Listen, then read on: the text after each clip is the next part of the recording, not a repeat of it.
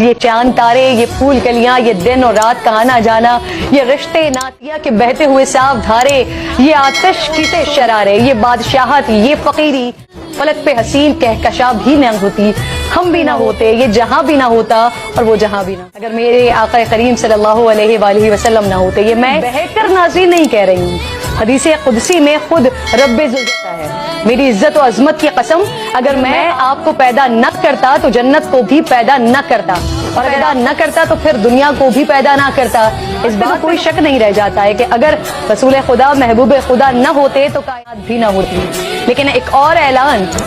1450 سال پہلے ہی تمام جہانوں کے پالنے والے، سورج و چاند کے جن و انس کو پیدا کرنے والے، کائنات کے خالق تھا کہ ما کان محمد ابا احد من رجالکم ولکن رسول اللہ وخاتم النبیین وکان اللہ بکل شیء علیما، یعنی محمد تمہارے مردوں میں کسی کے باپ نہیں ہے لیکن اللہ کے رسول ہیں اور سب نبیوں کے آخر میں تشریف لانے والے ہیں اور اللہ جاننے والا ہے۔